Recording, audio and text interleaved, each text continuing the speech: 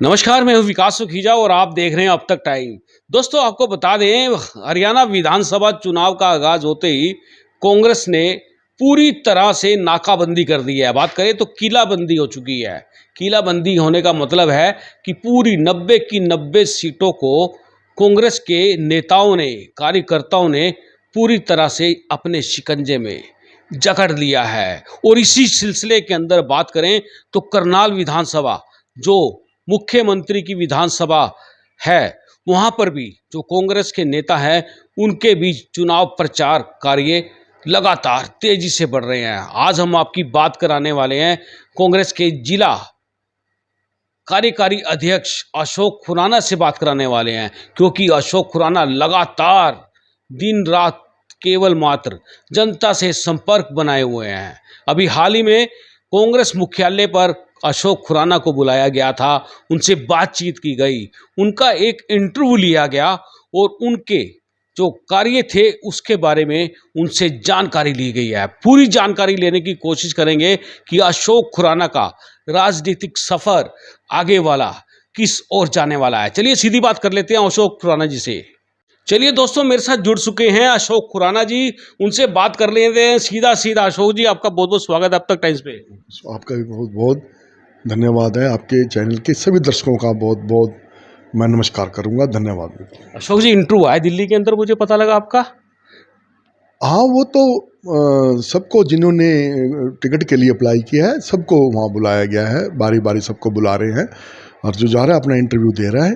लेकिन मुझे ये जानकारी मिल रही है कि मुख्यालय पर, कांग्रेस मुख्यालय पर आपसे खास तौर पर पूरी बात की गई है। करनाल विधानसभा को लेकर आपके जो कांग्रेस का सफर है उसको लेकर बातचीत की गई है। कुछ बता पाएंगे क्या खास बात रही?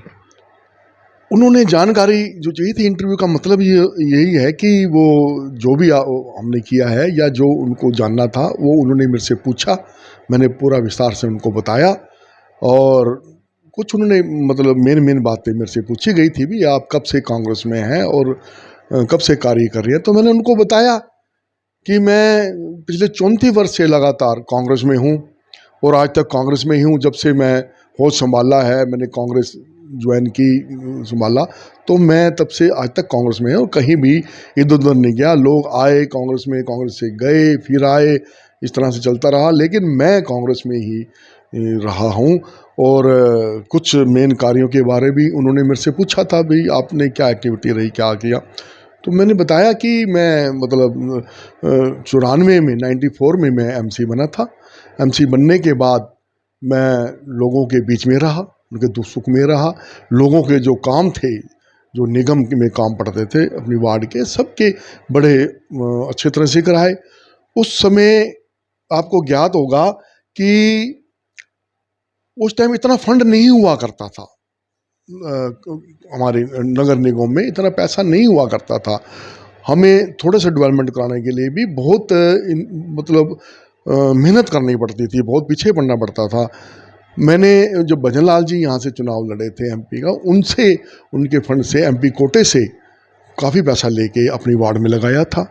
और कई बारी ऐसा भी हुआ है कि लाइटें लूटें जैसे लगानी पड़ती थी, तो सामान पूरा उसमें निगम में नहीं आता था। तो मैंने अपने मतलब जेब से, अपने उसे खर्च से भी कई बारी लाइटें जो हैं कि जहाँ बंद होती थी वो लगवाई। तो लोगों की जो बात थी, जो दिखती होती थी, उनके साथ मैं खड़ा रहा और तब से आज तक लगातार संपर्क में हूँ मैं। और उसके बाद मुझे एमसी के बाद मैं मतलब सिटी प्रधान भी बनाया गया, हरियाणा प्रदेश कांग्रेस कमेटी का मुझे मेंबर भी बनाया गया था और जिला कार्यकारी जिला अध्यक्ष भी मुझे बनाया गया है। उस दौरान लोगों के बीच में मैं रहा हूँ, सभी से परिचित हूँ और पंजाबी समुदाय से हूँ मैं। तो सबसे मेरा प्यार है, सबसे मेरा व्यापार जो है इस तरह से है कि उसमें व्यापार में काफ़ी जनों से मेल जोल रहता है। तो मैंने कभी किसी का कोई ऐसा बुरा नहीं सोचा, ना कभी बुरा किया है। तो उसी से नाम से मैं जाना जाता हूँ करनाल में। खुराना जी, सवाल करें, जिस तरह से आपको वहाँ दिल्ली बुलाया गया है और भी नेताओं को बुलाया गया है, और ख़ास तौर पर करनाल इस समय बिल्कुल हॉट सीट है और करनाल पर जहां भाजपा की नज़र है वहीं कांग्रेस की भी पूरी नज़र है इस समय। और कांग्रेस क्या चाह रही है, पंजाबी उम्मीदवार मैदान में उतारना चाह रही है, जिस तरह से सामने बातें आ रही हैं धीरे धीरे, और जो एक्चुअल में पंजाबी है, खत्री पंजाबी हैं, उस तरह की कोई बात सामने आई है? देखिए, ये टिकट का फैसला करना वो हाईकमान का काम है। वो किसको टिकट देते हैं, पंजाबी को देते हैं। तो वैसे तो यहाँ पर जो है कि पंजाबी समुदाय के वोट ज़्यादा हैं हमारे करनाल विधानसभा में। तो बाकी वो जिसको भी टिकट देंगे, निर्णय उन्होंने लेना है। वो ही निर्णय लेंगे भी किसको टिकट देना है, कौन योग्य है, कौन निकाल सकता है, कौन सबको साथ लेके चल सकता है। तो वो फैसला जो है वो हमारी हाई कमान का है। तो अगर बात करें, कहीं ना कहीं नेता कई विवादों में घिर जाते हैं।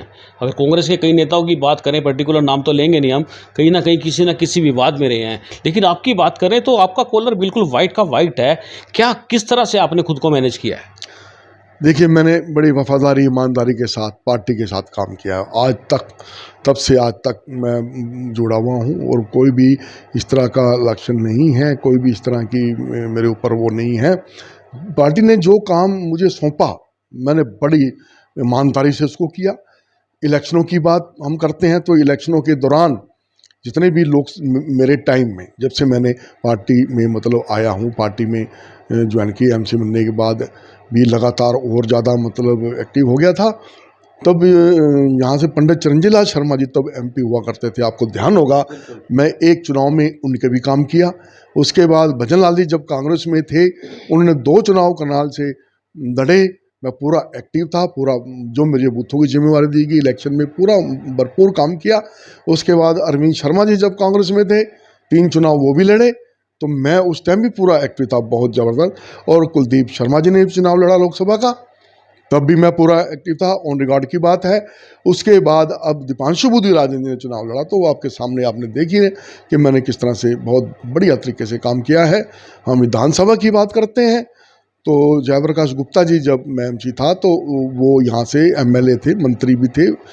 तो उन्होंने मेरी एमसी में मदद की, सपोर्ट की थी, क्योंकि मैं कांग्रेस समर्थित से लड़ा था। नेचुरली उन्होंने मेरी की, तो मैं उनके भी 2 चुनावों में मैंने काम किया है। उसके बाद सुमिता सिंह जी चुनाव लड़ी यहाँ से 2 बार, एक बार संसद से लड़ी। तो मैंने पूरी जो जिम्मेवारी थी, आप पूछ सकते हैं उनसे, मैंने बड़े मतलब निष्ठापूर्वक काम किया है।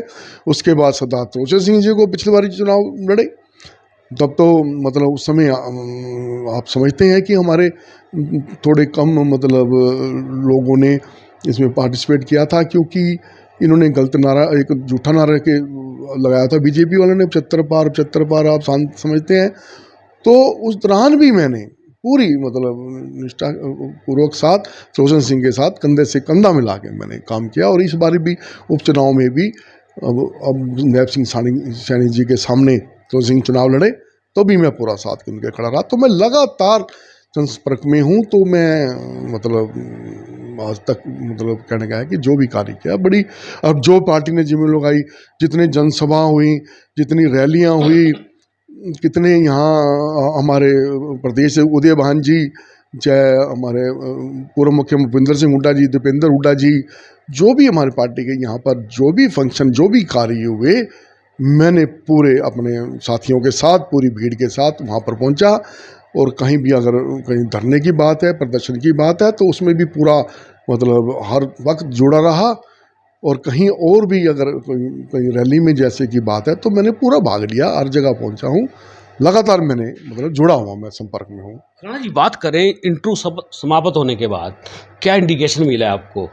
और जिस तरह से मुझे लगता है कि कुछ बढ़िया इंडिकेशन मिला, और आपका जराधार भी लगातार तेज़ी से आप बढ़ा रहे हैं, क्या इंडिकेशन क्या है? देखिए, ऐसा है, ये तो मुझे पूरा यकीन है कि मुझे वो जो मेरी वो मुझे कंसिडर करेंगे। फैसला उनके हाथ में है, वो जो करेंगे मुझे मानने हैं। वो मुझे टिकट देंगे, मैं बहुत खूबी से चुनाव लड़ूंगा। किसी को भी टिकट देंगे, मैं उनके साथ चुनाव लड़ूंगा, पूरी निष्ठा के साथ, ईमानदारी के साथ, उनके मतलब पूरा रहकर करूँगा। उसके बाद अगर कोई भी मुझे जिम्मेवारी देंगे तो मैं पूरी करूँगा। बाकी इस तरह का संकेत तो वो मन में ही रखते हैं, जब समय पे वो अनाउंस करते हैं, मतलब पता लगता है भी किसको टिकट मिलेगी। मुझे इस बात का बिल्कुल भी वो नहीं होगा, अफसोस नहीं होगा कि मुझे टिकट नहीं दी गई। मैं प्रचार के लिए सब जगह जाता हूँ, डोर टू डोर जाता हूँ, जनसभाओं में जाता हूँ, तो एक ही बात सबको कहता हूँ कि हमारा कांग्रेस की तरफ से कोई भी कैंडिडेट आए, आपने उनको वोट डालना है, उनकी जो आपकी डाली हुई वोट है वो कांग्रेस में आएगी, और उससे हमारे मुख्यमंत्री भूपेंद्र सिंह हुड्डा जी वो बनेंगे, और वो फिर से हरियाणा में लोगों की सेवा करने के लिए आपके बीच में आएंगे।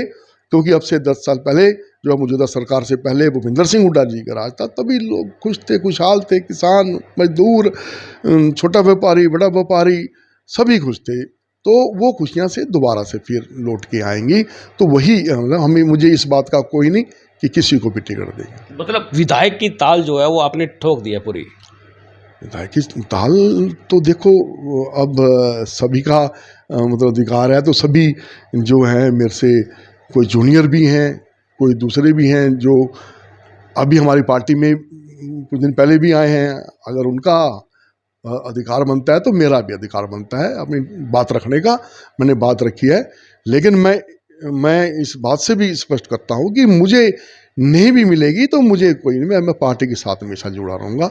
ये खूबी है अशोक खुराना के अंदर। बात करें कि अगर पार्टी टिकट देगी तब तो बिल्कुल मजबूती से खड़े हैं, लेकिन अगर बाई चांस टिकट नहीं मिला उसके बाद भी और ज़्यादा मजबूती से खड़े हैं। तो आखिर में जानना चाहता हूं खुराना जी, जो आपने ये चुनाव प्रचार का अभियान जो शुरू कर दिया है, इसमें कितनी सफलता मिल रही है, लोगों का क्या रुझान लग रहा है?